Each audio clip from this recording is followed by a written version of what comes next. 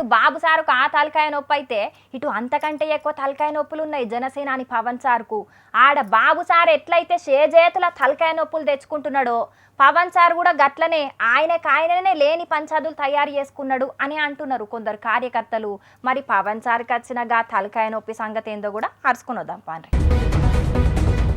3 పార్టీల పొత్తుల భాగంగా తిరుపతి టికెట్ గిలాస పార్టీకి పోయింది. గా టికెట్ గిలాస పార్టీకి ఓవుడే ఇష్టం లేని సైకిల్ పార్టీలకు ఇంకా అంతకంటే ఇష్టం లేని పని చేసిండు జనసేనాని పవన్ సారు. రాజ్యసభ టికెట్ ఇయ్యలేదని అల్గి హట్టయి పంక పార్టీకెంచి గిలాస పార్టీలకు జంప్ అయిన చిత్తూరు సిట్టింగ్ ఎమ్మెల్యే ఆరణి శ్రీనివాసులు సారుకు తిరుపతి టికెట్ ఇచ్చిండు జనసేనాని. అగ్గో గప్పటి సంధి మొదలైంది పంచాయతీ. ఏడికెంచో వచ్చినోళ్లను గీడ పోటీకి దింపుడేంది, లోకలోళ్లను కాదని నాన్ లోకల్ తిరుపతిలో టికెట్ ఇచ్చుడేందని అటు సైకిల్ పార్టోళ్ళు ఇటు గిలాస పార్టోళ్ళు షాన్నే గరమైనరు. ఇక సపోర్ట్ కూడా చెయ్యనే చేస్తలేరాట శ్రీనివాసులు సారుకు. అసలుకే ఎలక్షన్లు దగ్గరకు వచ్చినాయి.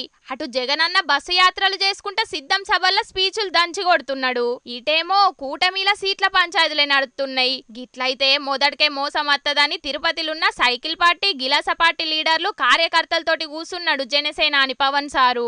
ఎవ్వల త్యాగాన్ని కష్టాన్ని యాది మరవం, ఈ ఒక్క తాపన మాటినుండ్రి అని బుద్రకిచ్చిండట.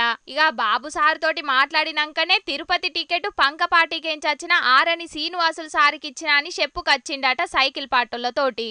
గిలాస పార్టీ తిరుపతి ఇన్ఛార్జు కిరణ్ రాయలన్న తోటి షాన్నేసేపు మాట్లాడిండట పవన్ సారు. నీ భవిష్యత్తు నా హామీ అని మాట కూడా ఇచ్చిండట.